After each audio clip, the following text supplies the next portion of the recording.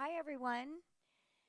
So, I'd like a big thank you to Jacob from Kaleidoscope Productions today. Um, he magically, I know it doesn't seem like magic, but it kind of is. He magically has, we are going to talk to the director, producer of this film. He'll, he's going to show up here any minute on the screen. So that's so cool. But first, I have a few thank yous. First of all, my name is Jen Mason, and I'm the executive director of the Colorado Snow Sports Museum. And yep, we love our education series. We're so excited for this. And when John first said, when we were like, oh, he has this amazing film. So John Padilla is the director, producer. He's the everything for this film. It's his second film. And he was like, well, I can't make it down. And I was like, well, can we like zoom you in? And he was like, yes. So we're super excited. But this is definitely something that needs to be talked about. So I'm going to let John kind of introduce the film in a minute. But I have a couple thank yous to say. So we would not be in this space if it was not for the town of Vail. So thank you to the town of Vail. And then we also receive funding from Discover Vail, or CSE, for Commission on Special Events. So thank you to the town for everything that they do for us. And tonight we have a very special underwriter. They are All Points North up in Cordillera, so they are here tonight. And then afterwards, because we didn't want to just show the film and then just say, see ya, good luck. We have SpeakUp, ReachOut is here. For those of you that don't know, they are in our community. And then also the Hope Center is also here. So they're going to talk to us about the resources that are in our community when it comes to suicide, so that we can talk about it after the film. So I think now, and also, I don't have any board of directors here tonight. I do have a wife of a Hall of Fame member. Karen Gent is here, so she's very, very near and dear to our hearts. Karen Gent is here. Her husband, Brad Gent, is in our Hall of Fame. So, and we don't have any board members here tonight, but I also want to thank all the volunteers that help make these events possible. And Dana Matthews is Zooming in, or she's watching us tonight, which is so fun. And she's our curator. She's down in Denver. So I can't do it without our team and Holly and Ashley and Diana and everybody.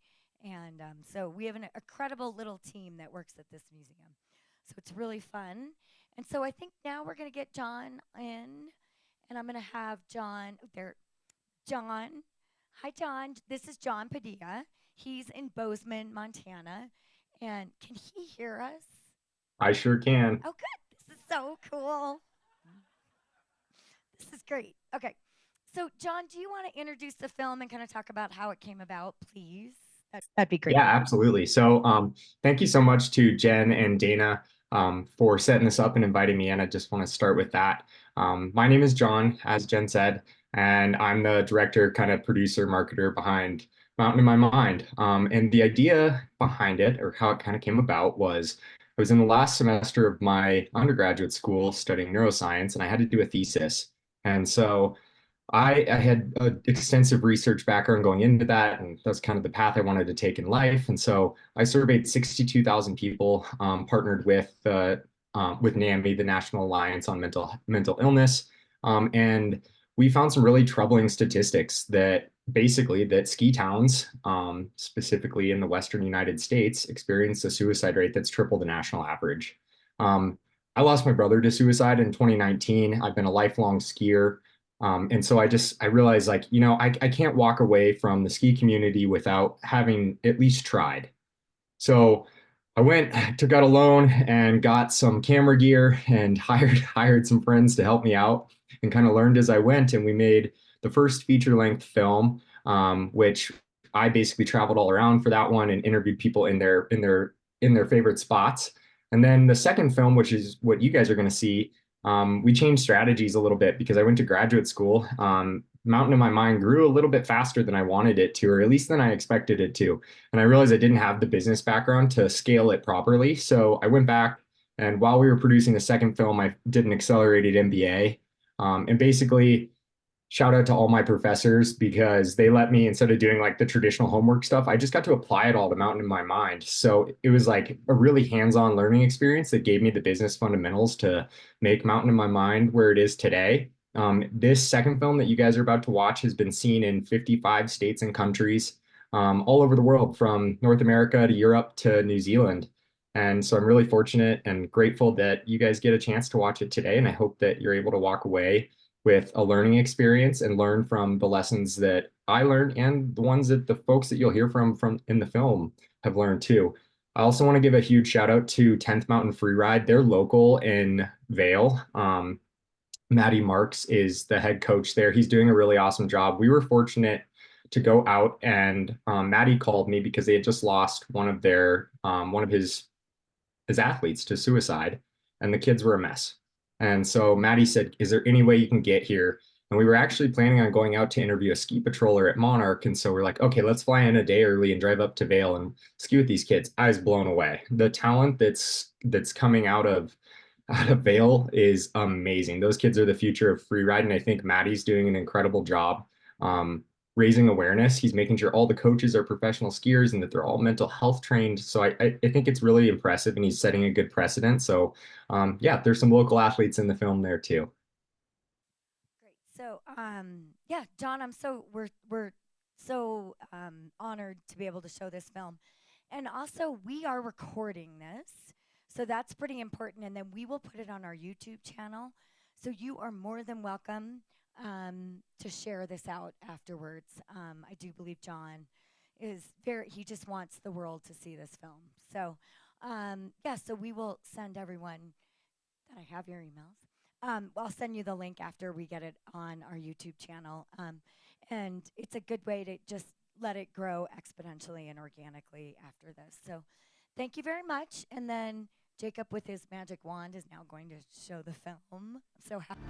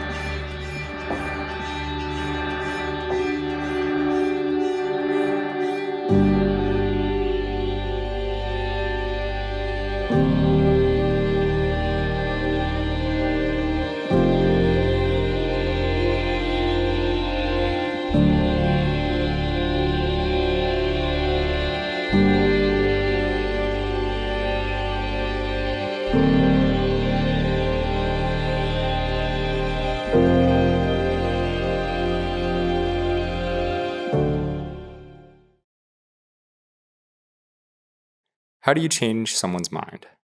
Often, you must change your own mind first.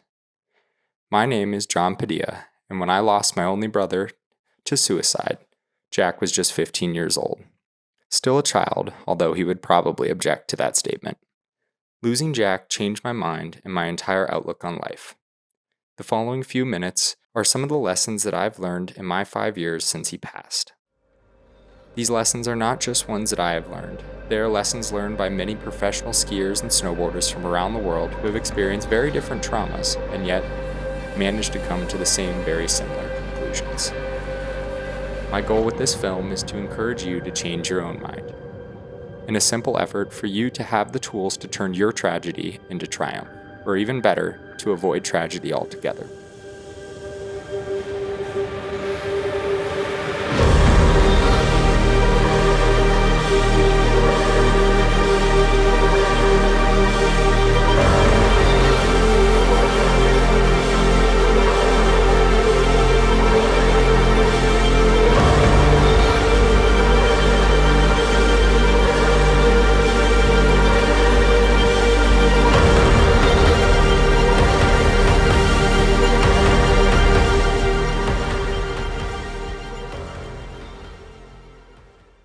Part 1.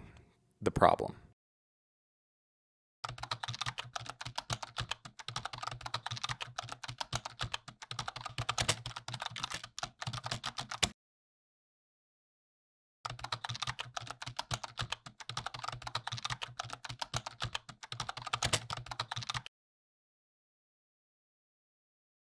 No one in this film is immune to failure. In fact, every single one has relied on failure to propel their lives and careers.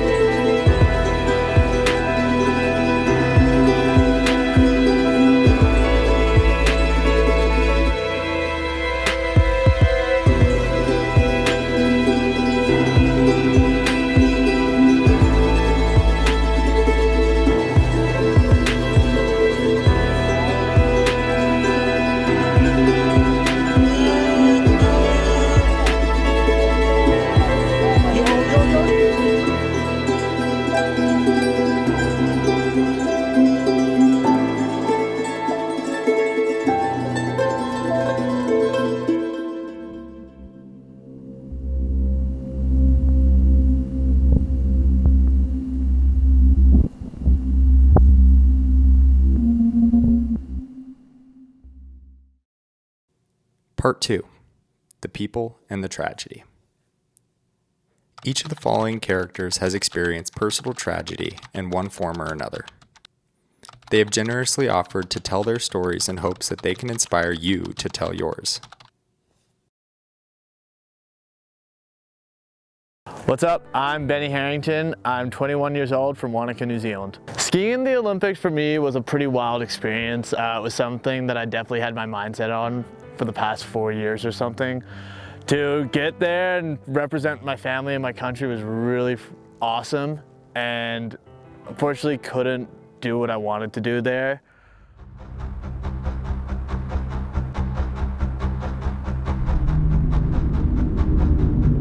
It was a real bummer and definitely had a bit of a low coming off, but just had to find things that made me happy and made me love life again. I went on a surf trip as soon as the Olympics was done and got my stoke back, and then came right back to skiing and was just as stoked. My name's Alex Thisted. I'm a skier from Keystone, Colorado. I think this season was really hard for me mentally. I kind of had the misconception that if I was nice to everybody and I was successful in skiing, that everyone would love me and treat me better, but I found that was not true. I feel like with a lot of my success came a lot of bullying and hatred. Within the last year and a half, I actually won the overall US Rev Tour and had my first World Cup start. And it was very exciting to get to travel and experience different cultures and food and opportunities. But I noticed that a lot of people from back home, family and friends who were really close to me, started saying really minimizing things to me. There were comments made about my body weight. I was compared to a lot of boys, and people told me that my coach was wasting time on me and that I would never be good enough. And I think it really shook me, and I kind of reached my breaking point. There were times when I questioned if I wanted to go on with life and with skiing, but I kind of realized that skiing is something for me. It's my passion, and I don't want anyone to ever take that away from me. So despite that, I think taking a step back from my team, I wish them all the best. But yeah, I think it was the best move for me. Derek Schreiner. I live in Bozeman, Montana. There's only one day in your life that you're not gonna wake up for tomorrow, so you might as well turn that out into something special, something that you can write home about, something that you can call your mom about, whoever you're calling at the end of the day, just something to share of positivity. And within that, your close family and your friends are chosen. You can surround yourself with whoever you want to surround yourself with. And for me, that's the most important part of being a part of who I've been lucky enough to be around, and also to help make myself better and help make their lives better, because at the end of the day, that's the most important goal of having the best day possible. Within my own mental health journey, it's been a lot of experiences within my own friend group, experiencing a loss. It was one of the worst periods of my life. It was the time that you and I went down to cook and we're in tears. It happened, and then all of a sudden we were sledding and skiing and having smiles on our faces, and we knew that everything that we shared, they had a part of it because that's the reason we're there in the first place. My name is Zach Moore. I've been patrolling for 14 years, 15 seasons because I was lucky enough to do a season down in New Zealand. And then I'm the ski patrol director here, and I've been that for 7 seasons. First responder trauma comes from obviously the big incidents. You have seriously injured people, fatalities, that kind of stuff, and then we do incident debriefs. We follow the 3-3-3 check-in. So day of, you talk about things, 3 days later, 3 weeks later, and then we try and do a 3-month later. The 3-month later can get tough, especially if it's summer and that sort of a thing. But we try and follow through on that. The other challenge is just the kind of repeated, it's all simple knee injuries, what we call simple knee injuries in patrol, but you see a lot of them, it adds up. Patrol is definitely a dude's world, if you will. It can be tough and get after it, work through pain, work through injuries, that sort of stuff, but it doesn't have to be. You can be efficient and work hard and get things done and also be open and communicate. And there's a time and a place where you need to say, no, I need you to get this done. We need to show up to work. We need to dig out and go do routes and help our people and whatever. And there's also time and space to just maybe let's go have some fun runs today. Let's go mix it up and do something that we enjoy because we just worked really hard during spring break or Christmas break or a storm cycle. So just trying to find the balance. My name is Sarah Dolan. As a female in the outdoors, I tend to be around a lot more men than all female groups, especially when it's power sports. Treating it as being able to represent women in the outdoors is a really motivating factor, knowing that if I can do this, I can show all the other women out there to do it. Instead of just being the only girl in one community, that's not where I thrive. Where I am my best self and I have the most fun is when I'm surrounded by people most like me. So when I'm out there skiing with my girl gang, that's the best. We all know how to motivate each other to the fullest. We can laugh. One of the best ski days I had last year was just this whole big girl gang skiing down. We're all hooting and hollering. My name is Jack Clark. Originally, I'm from New Canaan, Connecticut. I was a case that needed to have outside people tell me that you need some help, which was a hard pill to swallow. Talking to an MD and, really sort of getting to the roots of what is going on inside your head is tricky, and the biggest help was being able to identify those things. It's impossible to figure out on your own. So, having a professional there to walk you through it, just, it gives you a peace of mind. My name is Bobby Sullivan. I'm from Chelmsford, Massachusetts. The biggest thing is to find something you're passionate about and just stick with it and do it as much as you can. And, staying busy with things that you really enjoy is super important. And that's really been, I think, the biggest catalyst to for me, staying healthy and staying clean is, having skiing and having good people around you for sure. I'm Matty Marks. I'm a ski coach up in Vail Summit, Colorado. So being a local here for the last 10 years, coaching a lot of high school lacrosse players, not only in Vail, Eagle County, but in Summit County as well. I've seen a lot of kids grow up into some amazing people and a lot of talent, but I've seen that also go the other way where a lot of kids were struggling.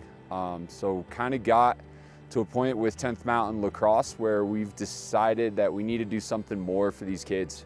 As of right now, we're just trying to get kids out in the community with guys like myself that might have some knowledge that they want to learn, but more importantly, that is someone that they have a commonality with. Unfortunately, this winter, we had a lacrosse athlete who committed suicide. His name was Kellen Collins.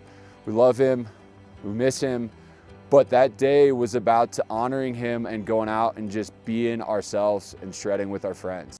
Part 3, the triumph. While all these people have clearly experienced tragedy or hardships, they have found growth, passion, and triumph in snow sports. See for yourself.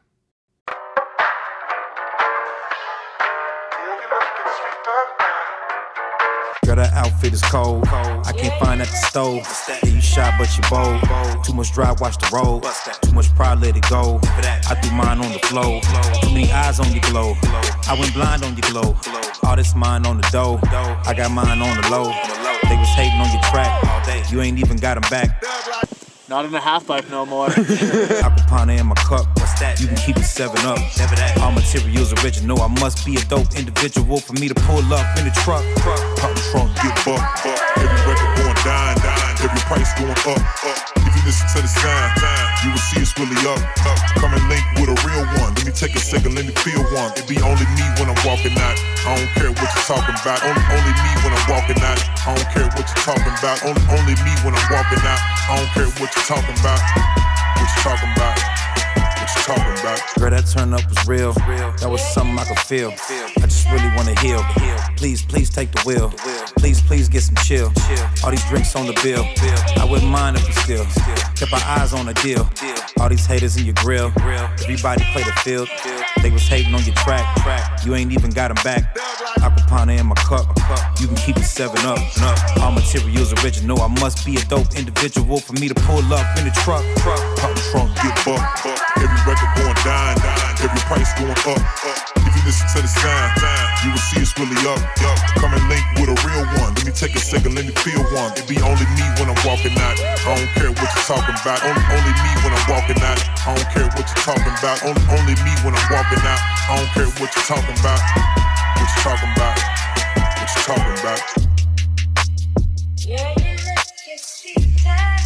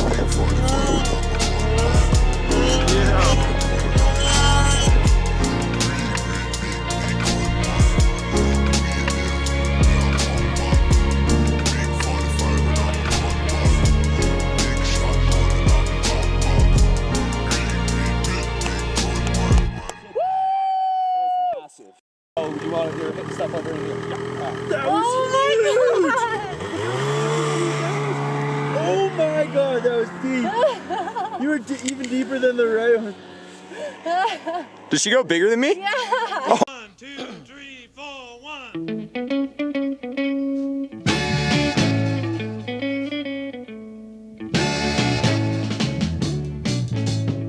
told me that your love for me was not strong as it used to be, baby. You told me the money I received was nothing but just chicken feed, baby.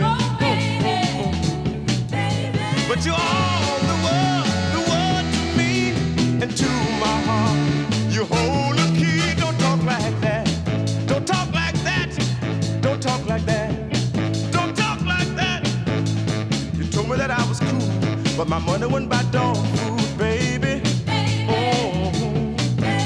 You said I was just keeping you from having yourself some fun, baby. Yeah.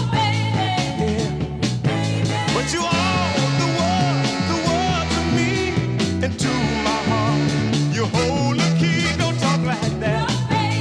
Baby, don't talk like that. Baby, you got mad, you draw a back. You told me to get my hat.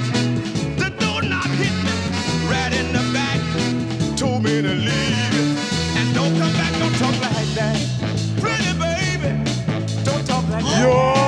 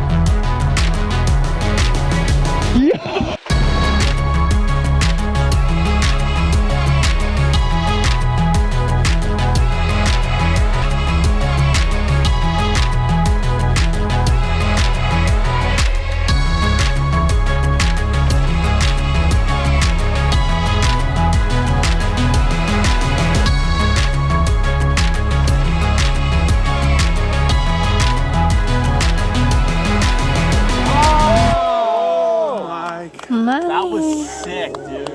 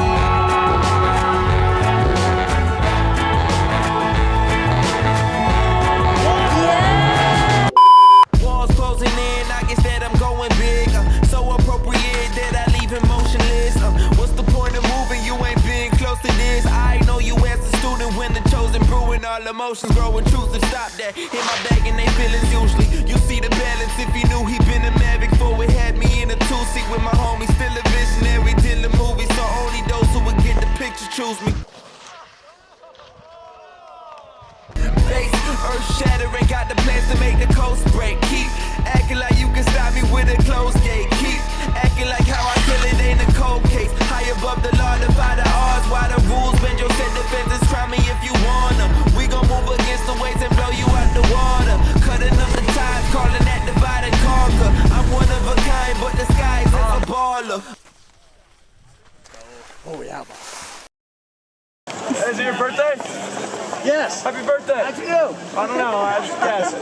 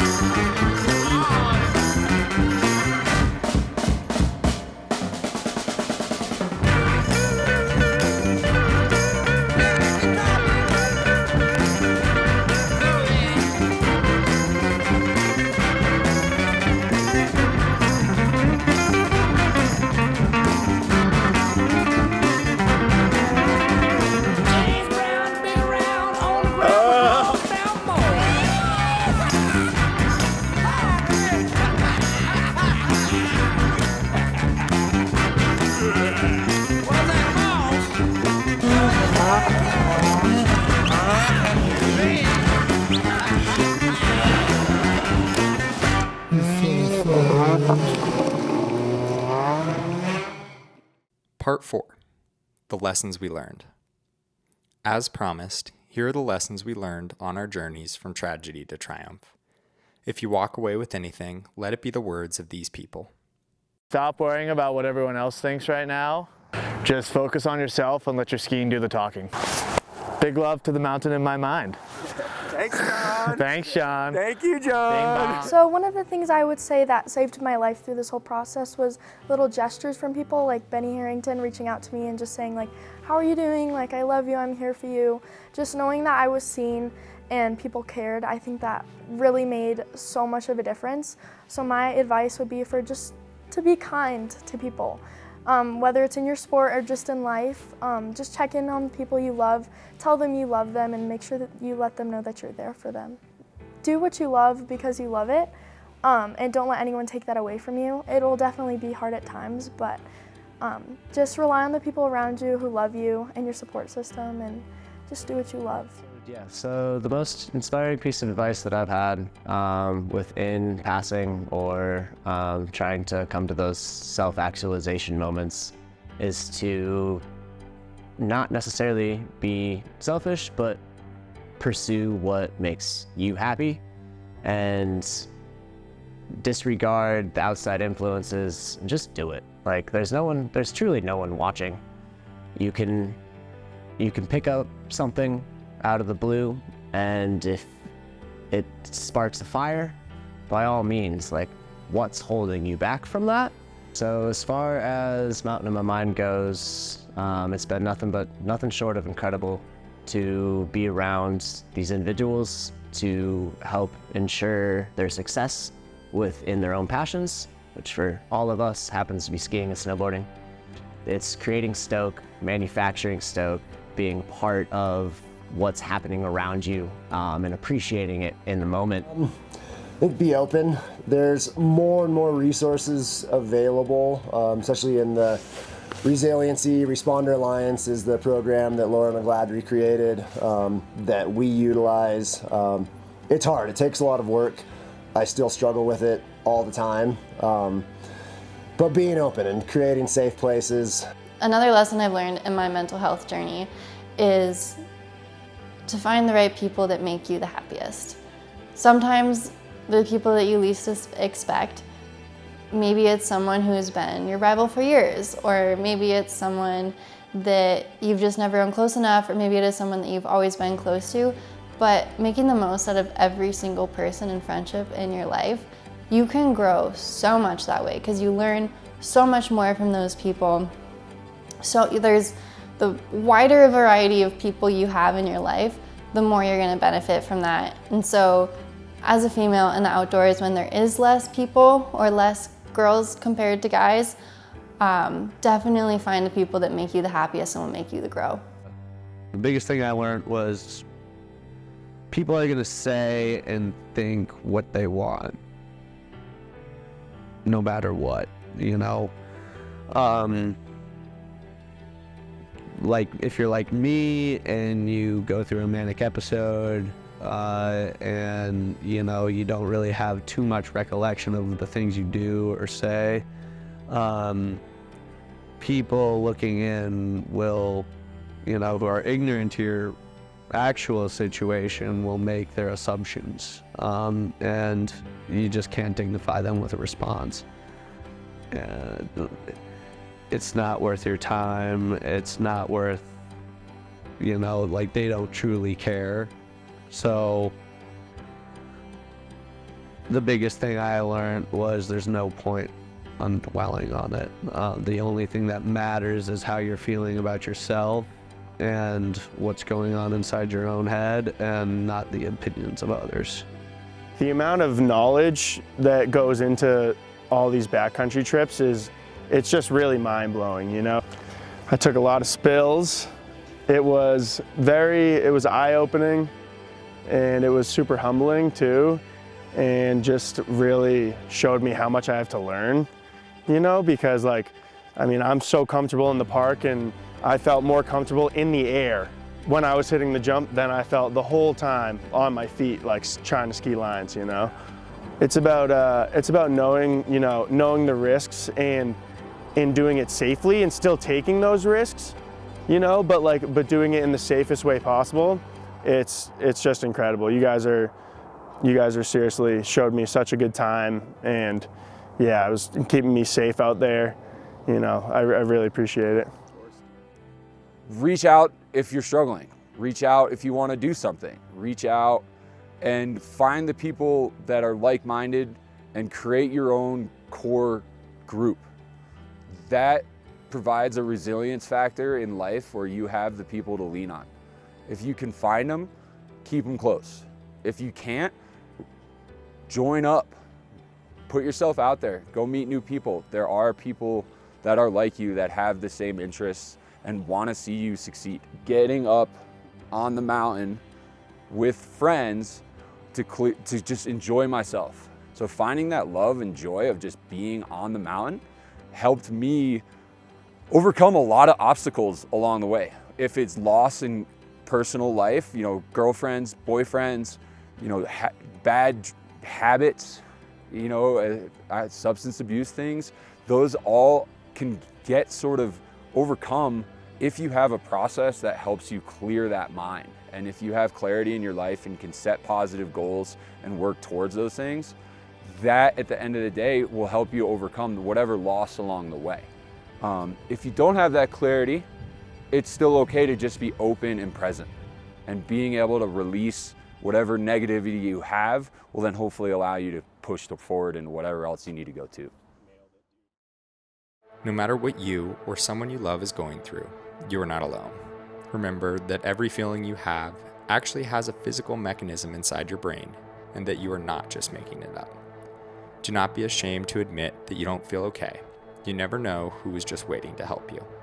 I'll leave you with a story that has defined my path forward after losing my brother Jack. In Montana, where I call home, there are a ton of cows and bison.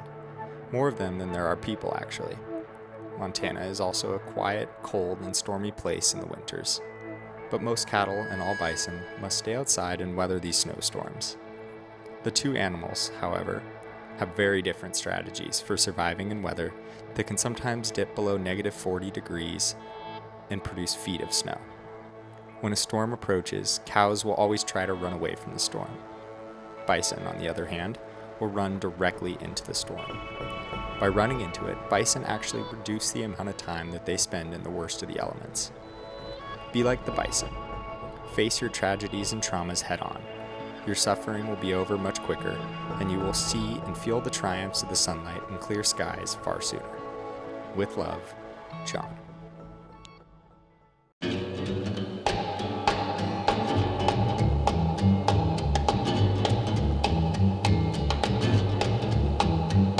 Well, I don't care if you pack and me. Shoot it, baby. Shoot, shoot. I ain't gonna sit around home and read. Shoot it, baby. Shoot, shoot. Well, I don't care if you find another man. Shoot it, baby. Shoot, shoot. As far as I'm concerned, it'll all be grand. Shoot it, baby. Baby, I don't care. It don't matter to me.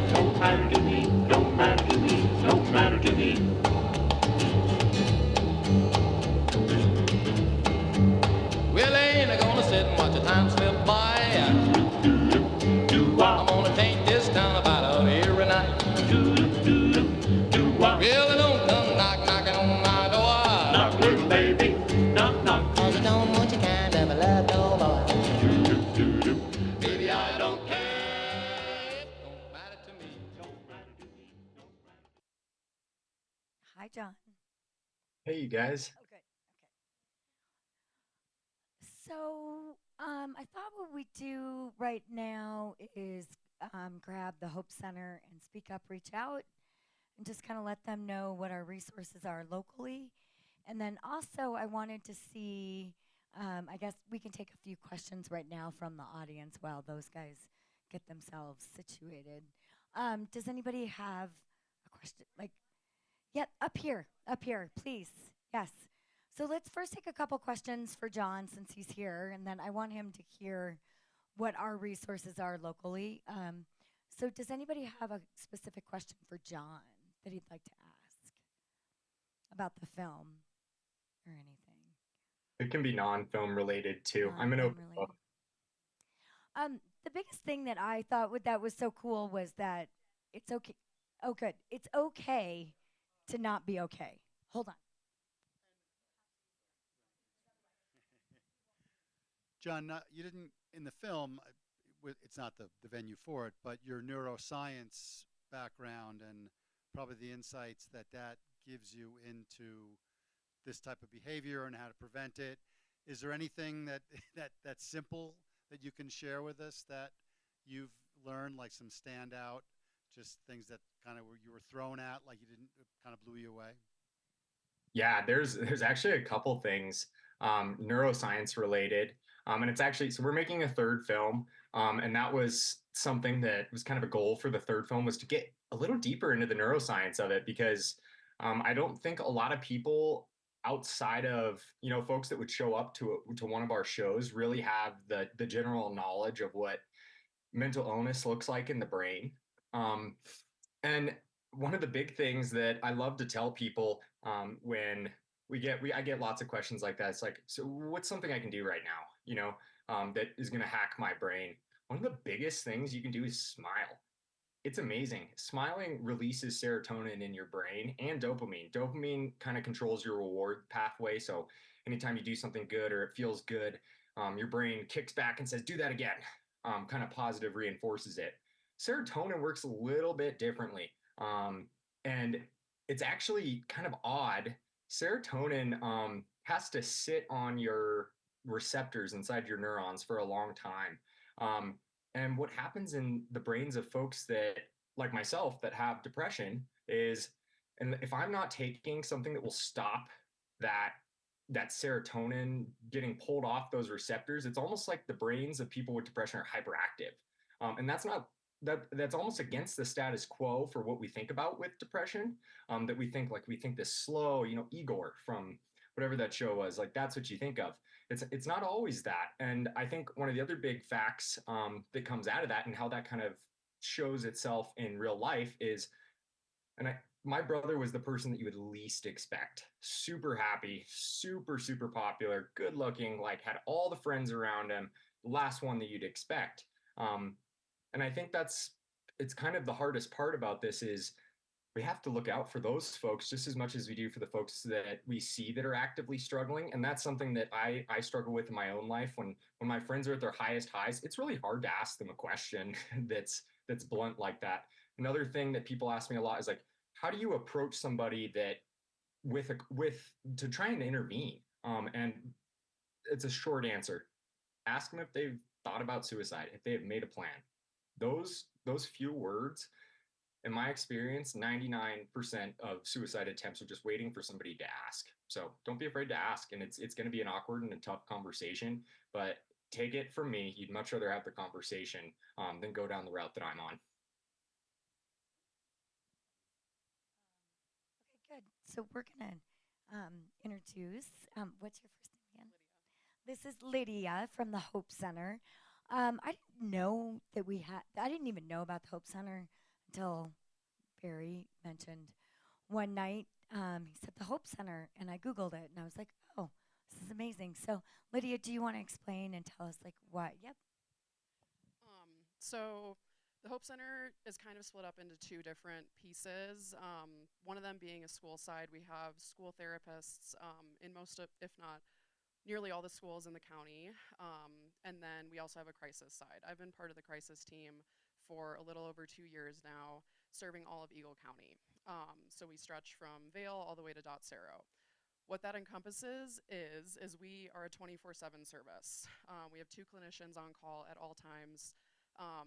We can just answer questions on the phone. You can also call us and say, hey, I'm really concerned, what do I do? We can help individuals in the community, in the schools. We support Vail Health's ER overnight for their psychiatry team, their social work team, and we can do a lot. There's not a lot that we don't do, honestly. If someone is struggling, even if it's yourself, you can call and say, hey, where do I go from here? We can talk to you about resources, or say, hey, let's have a bigger conversation, maybe at your house or at one of our offices. We can meet wherever any individual would like to meet. And then from there, we can talk about resources that we also have through the Hope Center, like a community stabilization program, which our hope is to prevent people from being hospitalized or going to jail. We've been pretty successful in doing that over the last, I think, like 5 or 6 years that we've been in the county. We have a lot to offer, and we're always happy to offer that help. So never be afraid to call.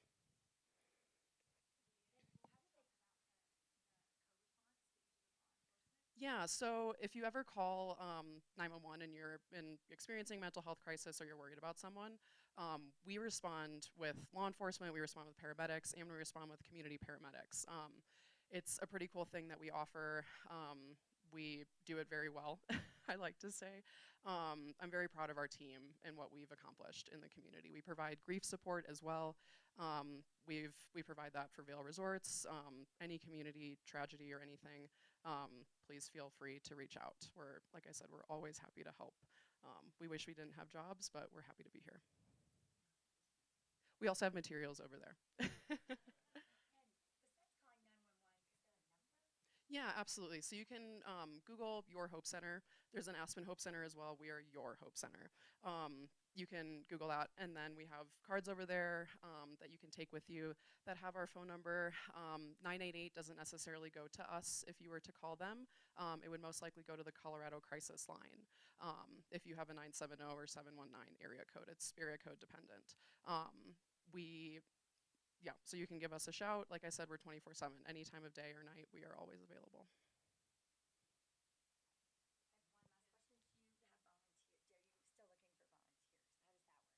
Yeah, so in order to become a crisis clinician, you have to have a master's or be in a master's program. We're all licensed. Most of us are. I'm not, but I'm in my master's program, and I've been doing this for quite a while. And I receive supervision from our licensed staff that we have. So as of right now, I do not believe that we are hiring. But yeah, we're always happy to have conversations about how people can help.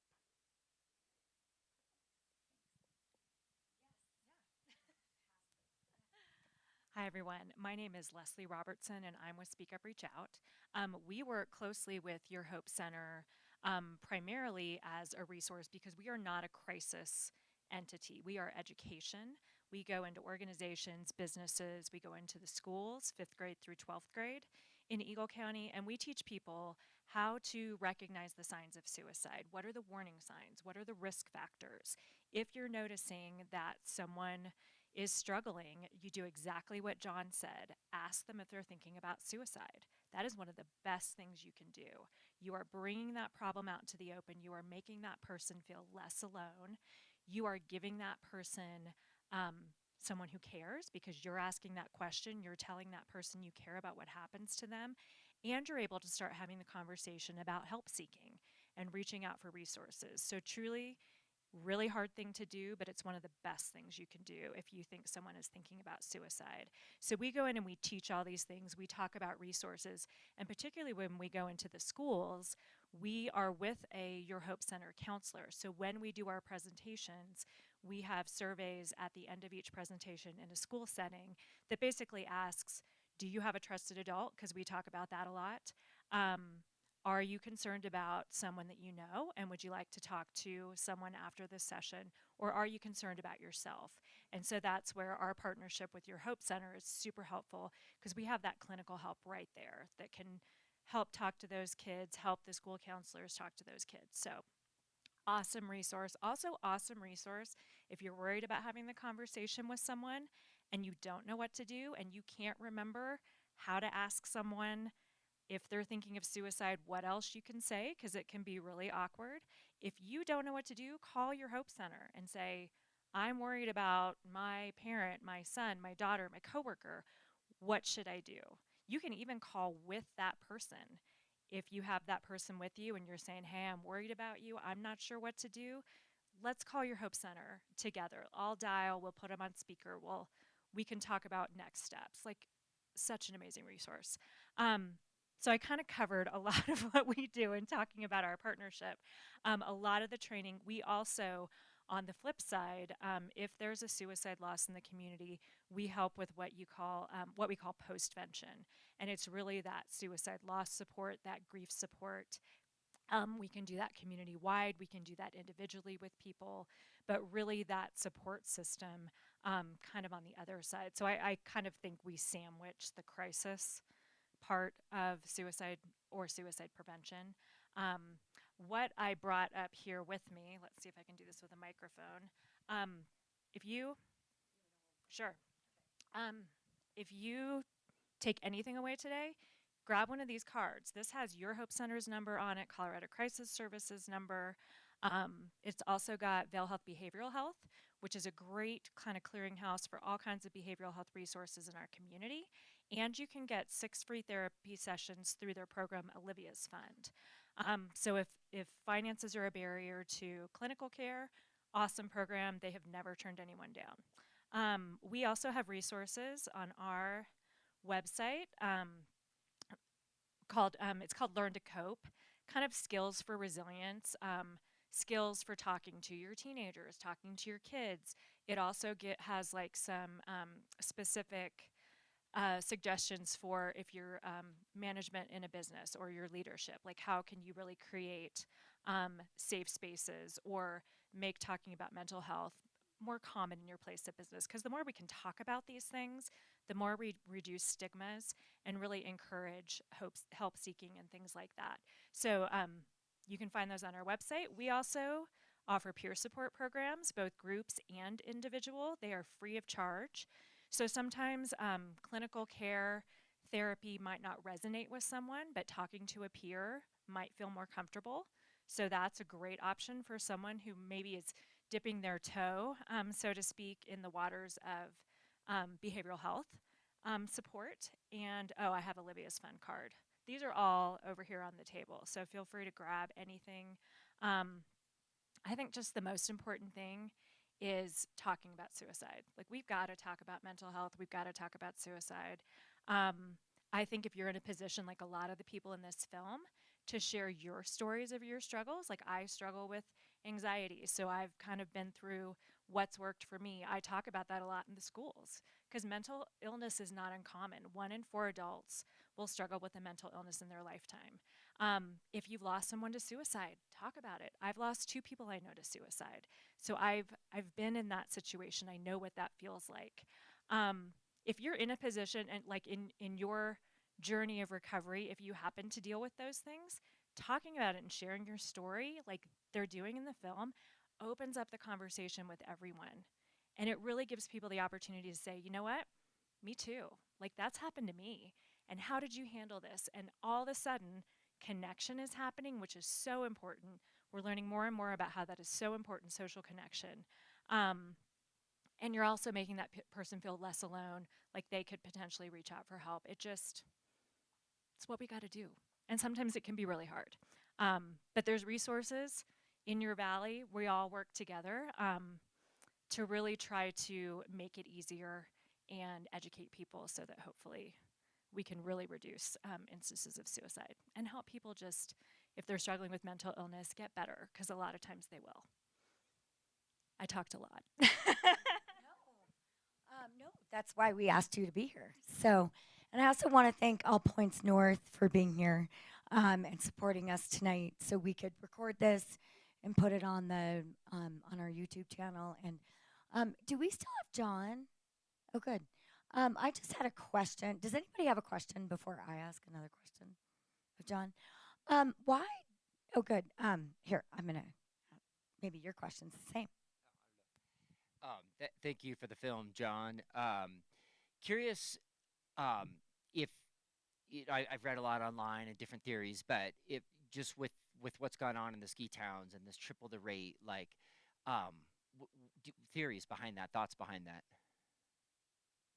Yeah, there's an article that came out about 4 years ago, and if you just look up mental health free skier magazine, they reposted that article, and I know it's easiest to find SEO wise on their site, but they isolated about 5 to 7 factors that go into that.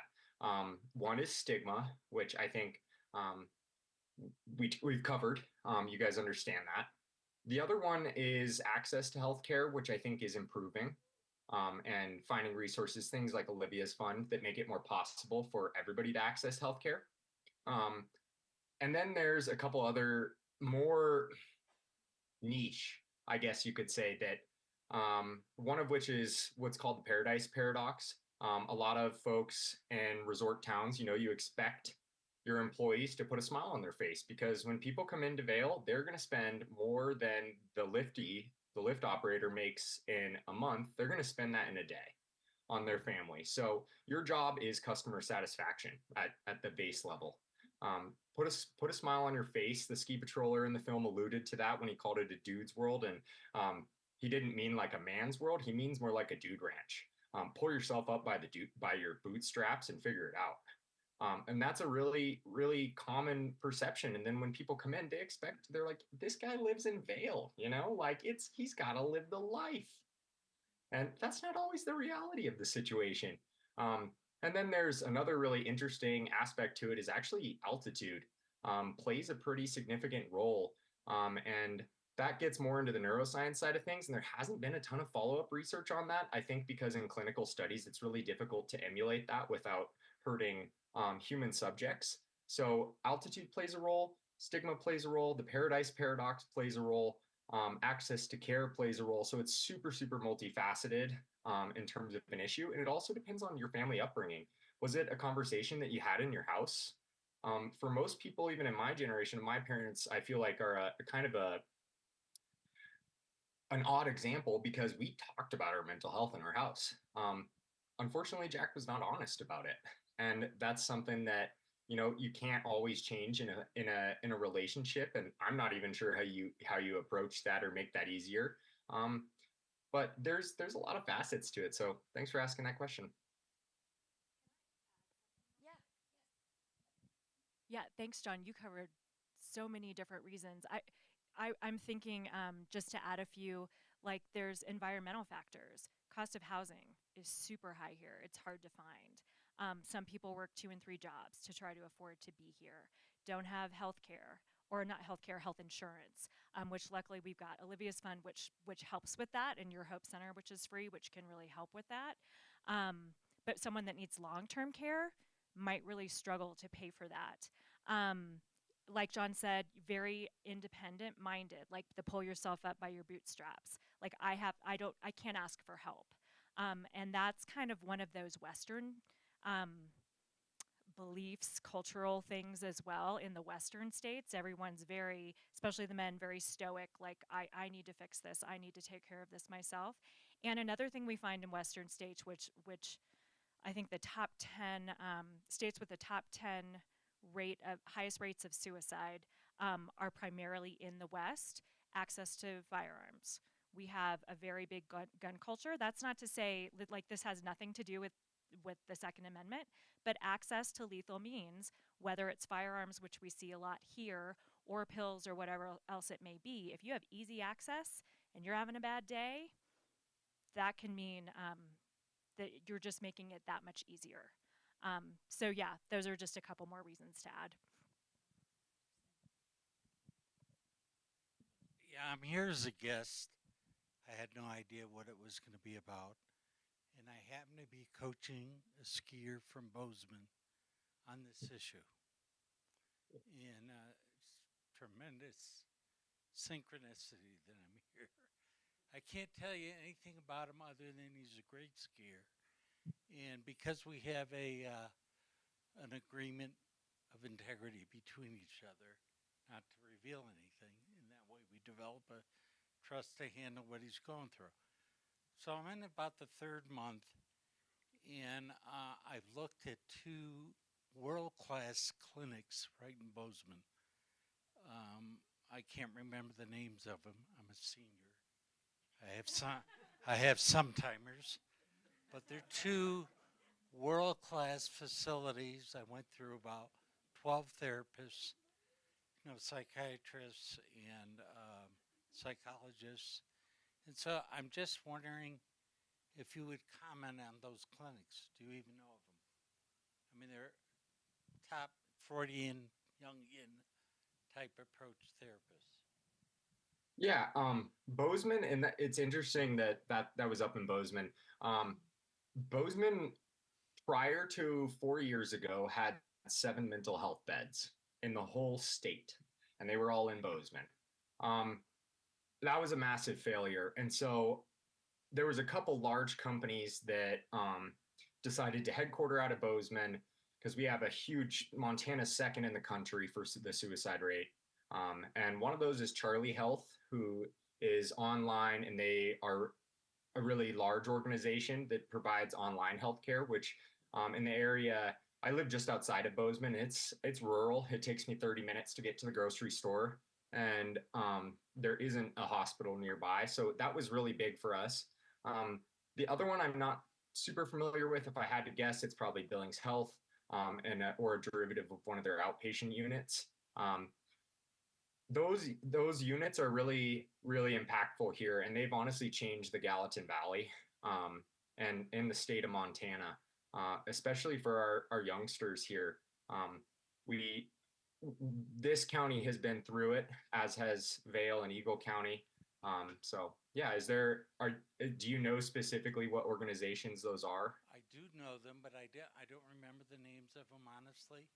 And if you go online, they're there, and the resume of each of their therapists are there. And I read through all the resumes, and he's having questions about,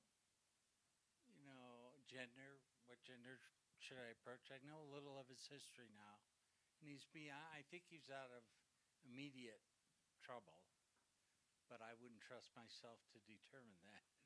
And I want him into somebody that he trusts. That's the biggest thing with a therapist. I told him, trust your instincts. Your instincts about the person is more important than what their gender is or anything else. Be selective in who you pick out, and then disclose everything that you could think of about your life. And you'll get, I guess he wouldn't be in therapy more than 2 months with us. Even though I don't know all the detail of his symptoms, because I don't want to know them necessarily. But he's a very successful kid, been skiing since he was 3. He told me last weekend he was going up to the first ski area that has a triple black diamond up there. I don't know which one that is. But I mean, he's successful, but he's been hiding his depression for years. And he's finally, I tell him it's the biggest breakthrough of his life. Really, it's a breakthrough. It's not a breakdown, that he's addressing it, basically. Feel free to encourage him to reach out to us. It's that's what I was going to say. I want to give you a call after and Absolutely. get permission from him for him to talk to you directly. Absolutely. I'd be Okay. more than happy to, and connect Great. him up with, at the bare minimum, a mentor. Yeah, that'd be great. Thank you. My pleasure. Yeah, thanks for taking that on and helping him. Does anybody have any other questions? So I just wanted to say that Dana and I, Dana and I really wanted to show this film. We really felt like it was very important. We represent every ski resort in the state of Colorado, and everyone thinks we're the Vail Museum. We are not. And there is a flip side. There's this amazing sport. There's this amazing happiness that comes out of skiing and being outdoors. And then there's another whole flip side to it. So we at the Colorado Snow Sports Museum just really wanted to make sure that we understood that, like you said, like it's not it's not every day. You know, there used to be this cute like sticker around town that said, "My life is better than your vacation." I don't think that goes around as much anymore. You know, it's a lot harder to live in a ski town than it used to be when I was a kid. So, but yep, we're going to take another question here. Yeah, the one thing I haven't quite heard yet, because I know, you know, as we deal with this issue within ski communities, well, we live in a drinking town that happens to ski. And so from any or all of you, I mean, I would love to hear from John, but I know that would probably go a long ways into the neuroscience part of drugs, alcohol, and how that might mirror depressions and so on and so forth, but how much, I know we see a lot of it within the ski communities or in the ski towns, I should say, but how much does that add to this? I heard guns, you know, things like that, but drugs and alcohol, I think, are a huge thing up here. Party culture is huge in the ski community. I encourage you to watch our first film and listen to Bobby Sullivan's first interview. It's about 5 minutes long, and he breaks down his challenges with substance abuse. He had an accident when he was in high school, ended up getting hooked on pills, and fell deeply into a hole of alcoholism. And he talks really candidly about that, and I think he does a better job than I will explaining that. And look forward to our next film too. Another Vail local, John Spriggs, is going to share his story, which you've seen in the news about drinking and why he's sober now. And I think that's one of the few points that I've seen the ski community really start to change in just the last 6 months. It's becoming a little less common to see the hard drinking. And I've grown up in the ski community. I've seen the partying. I've seen the drinking. I've done it myself. And the last 6 months, it's almost like there's been a shift. And I'd say about half of my friends are completely sober now, myself included. So I think that part is starting to shift in the right direction, but I still agree that party culture plays an absolutely huge role in it when you're expected to go out. And it can be really hard as the sober friend to be like, I really don't want to go out tonight. And there's lots of different skills that I think the younger generation, when I say the younger generation, I'm 25. I don't mean my generation. I mean kids 10 years younger than me that have actually done a way better job. They're not doing the drinking thing as much as our generation did or the generation above mine did. So I think that's one of the few examples of where we're actually starting to see some really strong progress because the generation below us realized that we screwed up. Yes. Yeah. Oh, good. And then we'll. So in my work with crisis, it's been really interesting to see how much of an impact that alcohol does have in completions of suicide. 75% of suicides completed the individuals have had alcohol in their systems. So whenever I hear, you know, a situation or a call from someone where, hey, I'm having these thoughts and I'm under the influence of something, I have a lot of red flags go up. And I encourage all of you to have the same red flags go up. Reach out to us, say, hey, I'm concerned, what can I do here? What can you guys do here? Where do we go? Another situation, I'm a bartender in the town as well. I've been a bartender for about 5 years. I grew up in Wisconsin. I'm very familiar with drinking. And, you know, when I moved here and I took this job, we had a very unfortunate situation where an individual in the restaurant industry completed suicide. And I provided grief support for about 20 individuals over a course of 2 days, talking about what happened, helping them process through and talk about this. And I would say about 18 out of those 20 individuals looked at me and said, I don't even really want to drink that much, but everyone's doing it, so I just keep doing it. And the pattern kept continuing through these sessions that I kept having with these people. And I looked at some of them after I noticed the pattern and I said, hey, maybe talk to someone else about this, because I promise you, more people are talking about this than you think. So just spreading that awareness and encouraging people to have these conversations I can't even begin to explain how important that is. It's risky. It might feel risky living in this community to say, hey, maybe let's have one less drink tonight. But that's all it takes, is to just say, let's have one less. And then one less every day turns into, you know, however many over the course of a year. It's very impactful. I was just going to add that I would love to hear more mention of some of the sober resources out there that that aren't costly.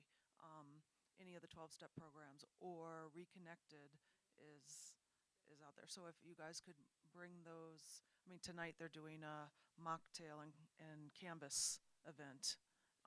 So if you guys could mention those as you do these tours, so that people realize that there is a huge sober community out here and lots of things going on that a lot of people aren't aware of. Reconnected is pretty new to the Valley, and I think it's a little over a few months old, but it's a peer support program for individuals that are looking to get into recovery, maintain recovery, sobriety, that sort of thing. Their peer support is just someone that's been through the same thing, and they've figured it out and want to help people figure it out as well through whatever that means. Everyone's different. Whatever works for you is what works for you.